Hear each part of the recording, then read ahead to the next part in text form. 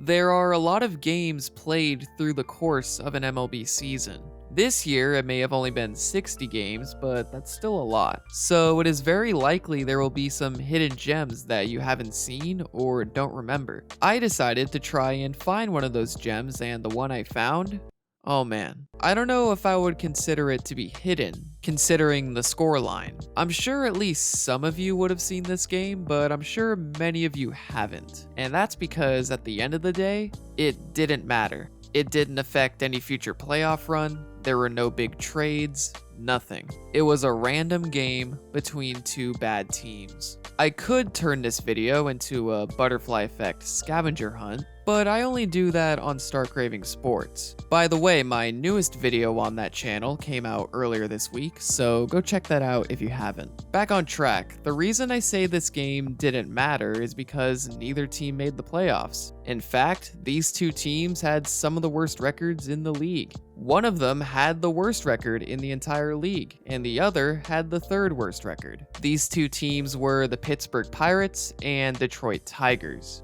Unfortunately, the Rangers had the second worst record, so that ruined some potential clickbait. Regardless, this game was a wild one. 30 combined runs were scored. This isn't like the Braves-Marlins game, where the Braves scored 29 runs, because those two teams made the playoffs anyway. These two teams with little to no playoff aspirations were fighting to the bitter end.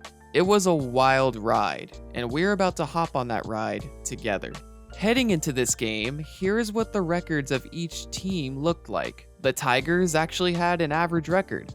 Well, a 5-5 record to be exact. But for a team deep in a rebuild, that's not a bad start to the season.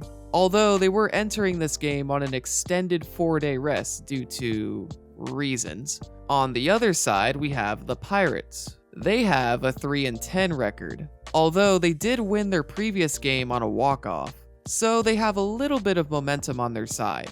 Does this carry over into the game?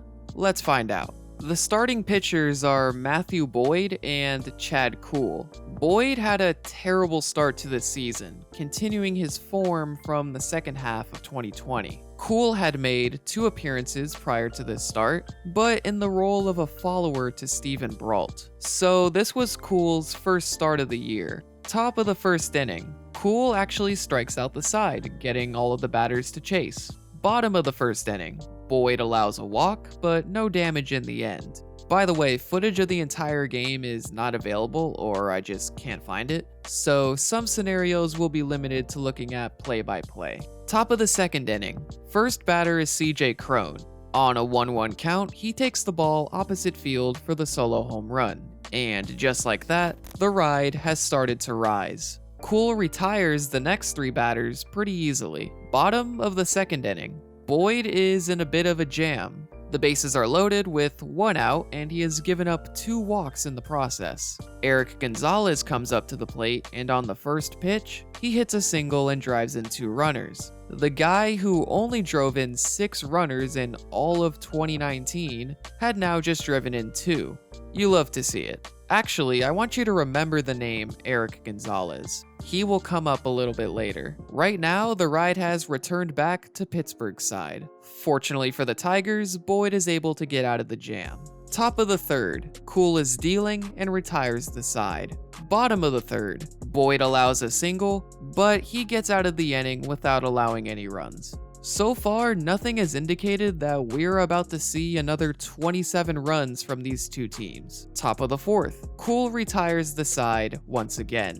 Apart from the home run, he hasn't allowed a hit yet. Then we look at Boyd. Bottom of the fourth inning. To his credit, Boyd gets the first 2 outs of the inning, but then he gives up a double to Jacob Stallings on a 2-strike count. Then we see Eric Gonzalez. Boyd gives him a pretty similar pitch to the one a couple of innings earlier, and because this is Eric Gonzalez, he pulls it to left field and rounds the bases as the Pirates take a 4-1 lead. Top of the 5th inning, manager Derek Shelton takes out Chad Kuhl for Steven Brault. In Brault's 2 first starts of the season, Kuhl came in afterwards to relieve him, as they were considered a piggyback duo, where 2 long relievers or starting pitchers are paired up together on a game day. Earlier in the season, Shelton said that he wanted to be a little more creative with the last spot in the rotation, so he created the Kuhl and Brault duo. However, like we have seen, Kuhl has been dealing the whole game. Entering the 5th inning, he only allowed the 1 home run, and he struck out 7 batters. Although Kuhl left his previous game with an injury to his right index finger, so the possibility of re-aggravating the injury was likely part of the thought process. Either way, Brault was having a good season up to this point, so what's the worst that could happen? There's only 25 runs to go. Brault didn't record an out. 32 pitches, 3 hits, 3 walks, 3 runs. Tigers have deadlocked it at 4 and are looking for more. What just happened? Well, let's go back to the beginning. The outing doesn't start very well as he allows a double, single, and walk to the first 3 batters he faced. Then he allows an RBI single, an RBI walk, and another RBI walk. Now Jeff Hartlieb comes in to save the day. He strikes out the first 2 batters he sees, so that's good, but he gives up a 4-pitch walk to CJ Cron, and now the Tigers are winning. Though Hartlieb is able to induce a ground ball to get out of the inning. At the beginning of this inning, the Tigers had a team win expectancy of 22%. This went as high as 71%, and it stabilized at 59%. Bottom of the 5th inning, Boyd gets 2 swinging strikeouts, but he also allows 2 singles. Up to the plate is Phillip Evans. He hits this. Evans lifts one toward center field, sending Jones back, and Phillip Evans just hit a 3-run homer. It seems like whenever Boyd throws a breaking ball downward, the batter crushes it. Maybe he should stop doing that. Well, clearly manager Rod Gardenhire had seen enough, as he takes Boyd out of the game and brings in John Schreiber, who gets the final out of the inning. What's the ride looking like?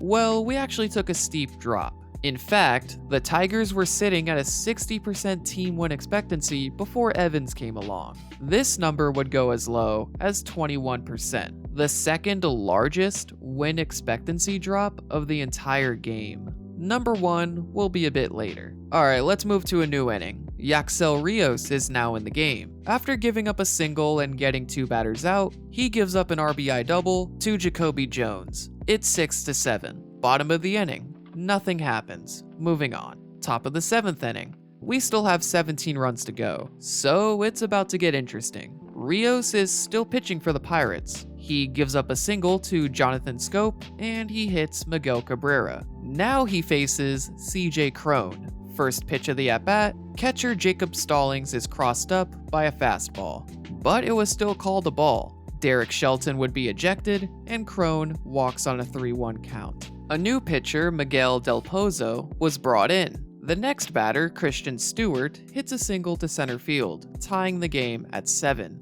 Jeimer Candelario follows suit with a 2 RBI single of his own. Then Victor Reyes adds on to the lead with an RBI single. And to cap off the inning, after finally getting some outs, Nico Goodrum hits a double that brings in 2 runners. It's 12-7, and the ride has taken an unexpected route. The Tigers' win expectancy was at 38%. Within this half inning, this would go as high as 97%. Unless the Atlanta sports curse makes its way to Pittsburgh, the Tigers should be fine. I mean, the bottom of the 7th inning was a breeze for the new pitcher, Gregory Soto, but so was the top of the 8th for Miguel Del Pozo, who is still in the game for some reason.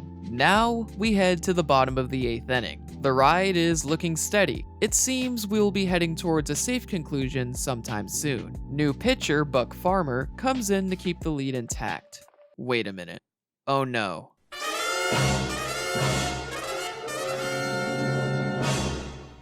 The curse. And would you look at that, the bases are loaded, and Eric Gonzalez is at the plate.